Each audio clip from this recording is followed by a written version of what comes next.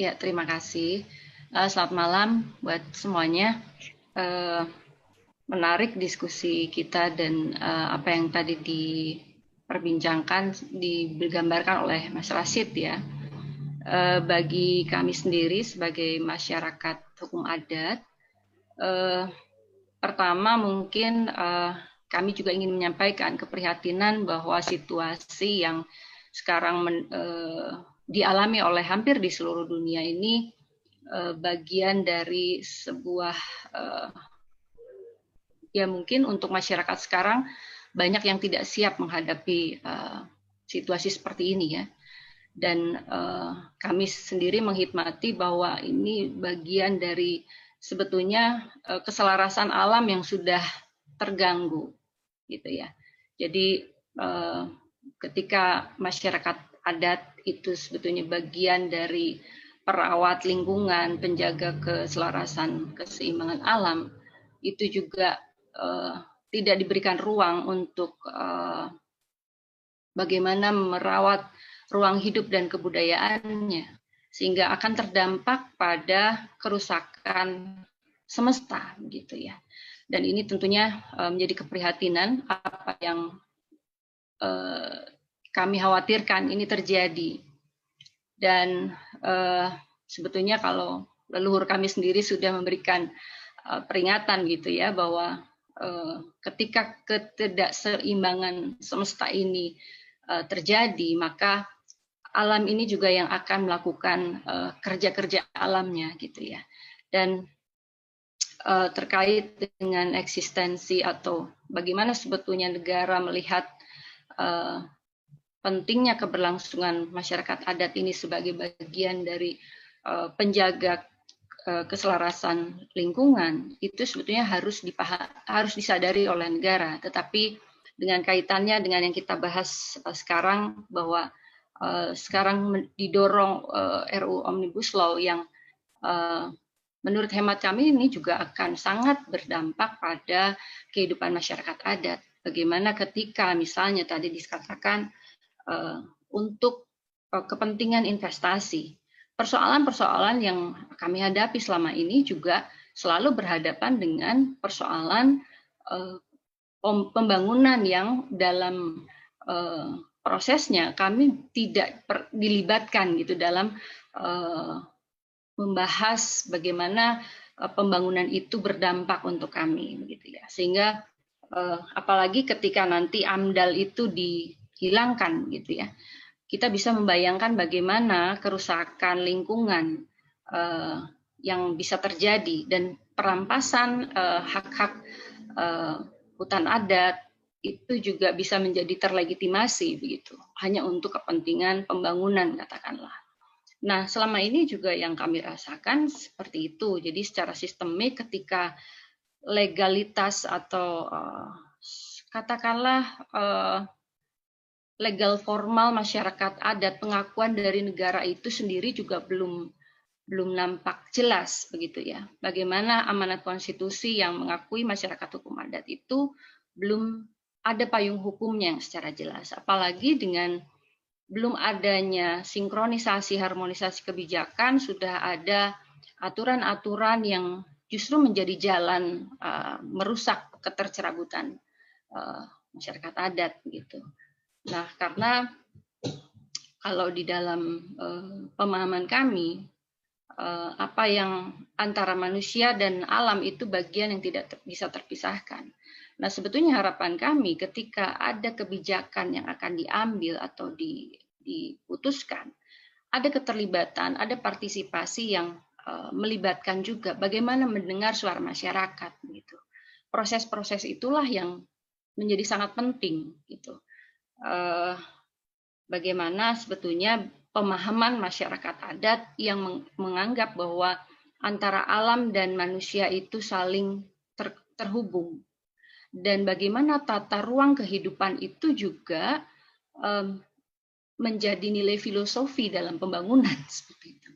Jadi kalau dalam pemahaman kami, ketika ini dipaksa untuk didorong tanpa ada keterlibatan partisipasi masyarakat untuk sebetulnya apa sih yang diharapkan dari sebuah pembangunan gitu, tata ruang kehidupan kita, karena ini akan kita semua akan merasakan dampaknya, dan dampak itu bukan hanya untuk 1-2 tahun atau 5 tahun, tapi apa yang akan kita wariskan untuk anak cucu kita kelak, katakanlah lingkungan yang sehat harusnya, kehidupan yang tertata dengan baik gitu. Dan ketika lingkungan itu bisa dirusak tanpa pertimbangan-pertimbangan apa yang dibutuhkan oleh masyarakat, justru itulah yang akan meninggalkan persoalan-persoalan di masa yang depan gitu ya. Jadi hemat kami masih banyak persoalan, terutama dari sisi perspektif kepentingan masyarakat adat ya. Bagaimana persoalan legal standing gitu ya, pengakuan negara terhadap masyarakat adat itu juga masih punya persoalan gitu. Apalagi nanti kita juga dihadapkan dengan kepentingan pembangunan gitu. Jadi atas dasar seolah-olah kepentingan pembangunan kembali tercerabut kepentingan masyarakat adat secara sistemik gitu, dan masif. Bagaimana menghilangkan karakter-karakter luhur, pengetahuan luhur masyarakat adat itu yang sebetulnya menjadi roh kebangsaan kita, kebangsaan jati diri bangsa kita. Itu mungkin yang bisa saya pahami untuk bagaimana agar negara atau pemerintah dalam hal ini mempertimbangkan kembali gitu.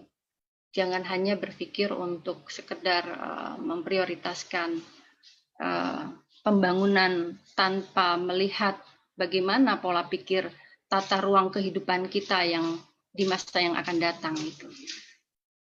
Itu sementara.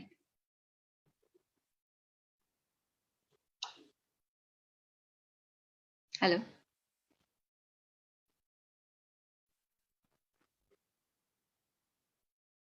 Ya.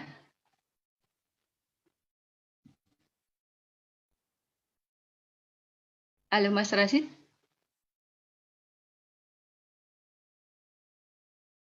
Ya. Ya. Halo. Bisa mendengar? Ya. Saya mendengar, cuman Rasidnya kayaknya menghilang sinyalnya. Putus nyambung. Iya. Ya, lanjut. Ya, sementara itu karena kami memahami bahwa sebetulnya ketika katakanlah benteng terakhir masyarakat adat ini sebagai penjaga lingkungan, itu juga ketika ada kebijakan-kebijakan yang bahkan tidak mengindahkan eksistensi masyarakat adat, itu kita bisa membayangkan bagaimana keseimbangan semesta ini akan terganggu gitu. Dan bagi kami ketika situasi sekarang menghadapi pandemik seperti ini, saya kira yang punya kedaulatan pangan,